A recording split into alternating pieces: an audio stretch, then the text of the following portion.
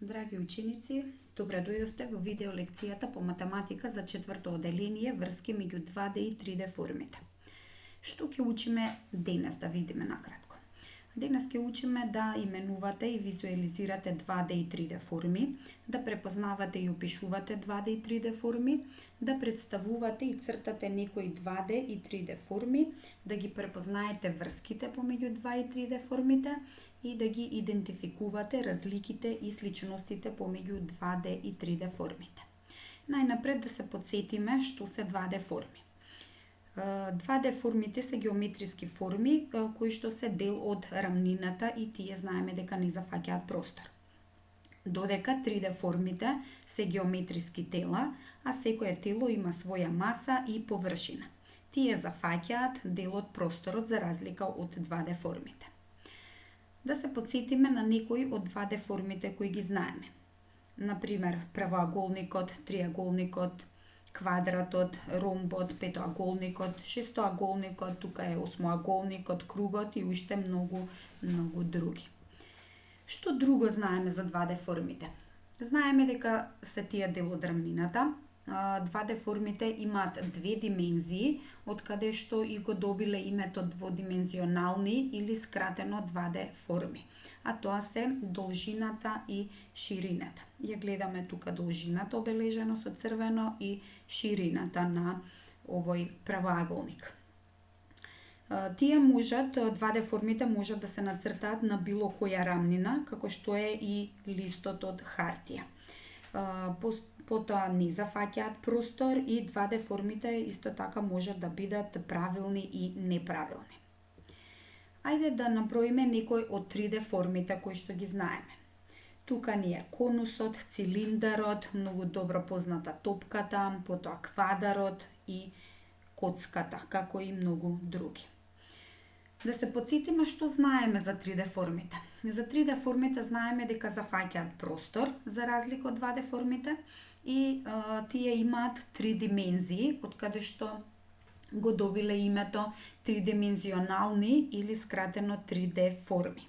А тоа се должината, еве ни е тука, потоа ширината и се разбира тука ни е и висината, за разлика од кај 3D формите каде што имавме само должина и ширина, а немавме висина. Што уствари овие ги разликува овие 3D форми од 2D формите. Ајде да ја погледнеме коцката. Коцката знаеме дека има 6 еднакви ѕидови, потоа има 8 еднакви рабови и 12 темиња. Тука можеме да ги погледнеме ѕидовите кои што ја сочинуваат коцката. Потоа еве ги рабовите на коцката, вкупно 12 и 8 темиња на коцката. Ако ги отвориме ѕидовите на коцката, што мислите што ќе добиеме? Најнапред еве да го отвориме првиот ѕид, горниот ѕид од коцката. Потоа го отвараме предниот дел од коцката, па десниот ѕид од коцката, го отвараме и левиот ѕид од коцката и ни останува уште задниот дел од коцката и забележуваме дека добиваме 6 квадрати. Значи, за да добиеме коцка, потребни ни се 6 квадрати, кои кога ќе ги споиме по нивните рабови, ќе добиеме коцка или 3D форма. Да го погледнеме сега квадарот. Квадарот исто така има 6 ѕидови, има 12 рабови и 8 темиња, исто како и кај коцката. Но што е разликата помеѓу квадарот и коцката? Видовме предходно дека кај коцката имавме 6 еднакви ѕидови, додека пак кај квадарот 6 ѕидови се различни помеѓу себе, односно спротивните ѕидови се еднакви. Така што овој левиот и задниот ѕид се еднакви, горниот со долниот и овој предниот со неговиот спротивен заден ѕид се еднакви. Исто се однесува и на рабовите, значи овие тука 4 рабови се еднакви по должина, потоа двојката 11, 4 и 9 се еднакви рабови и уште вертикалните 4 рабови кои се исто така еднакви по должина и еве ни ги 8 темиња на квадарот. Ако ги одвоиме ѕидовите на квадарот, ќе забележиме дека неговите ѕидови всушност представуваат 6 поединечни правоаголници.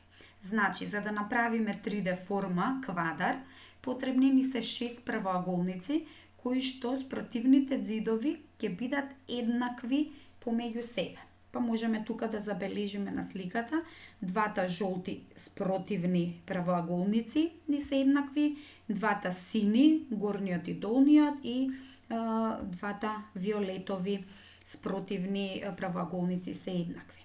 Од тука можеме да забележиме дека доколку ги одвоиме ѕидовите на 3D формите, ќе добиеме повеќе 2D форми, кои можеме да ги поставиме на рамнина каде што нема да зафаќаат простор. И сега да ги погледнеме ѕидовите на конусот. Можеме да забележиме дека ѕидовите на конусот представуваат еден круг, кој што се наоѓа како основа на конусот и една неправилна 2D форма. Еве веќе го гледаме и цилиндарот и неговите ѕидови. Значи, два кругови ги формираат горниот и долниот ѕид на цилиндарот и еден правоаголник кој што кога ќе го одвиткаме целосно ќе ја добие правилната форма на правоаголник. И сега да ги погледнеме ѕидовите на пирамидата.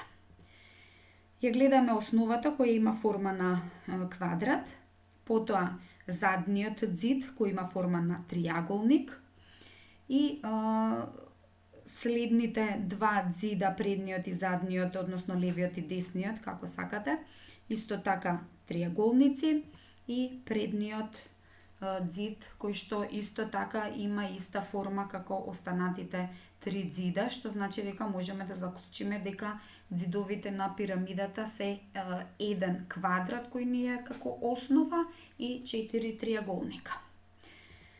Од сето ова што досега го видовме, можеме да ја забележиме врската помеѓу 2D и 3D формите, односно можеме да заклучиме дека ѕидовите на 3D формите, односно на геометриските тела, се всушност 2D форми. И на крај да повториме што се учевме денес. Учевме дека 2D формите се дел од рамнината и тие не зафаќаат простор, дека 3D формите се всушност геометриски тела, а секое тело има своја маса и површина и тие зафаќаат дел од просторот.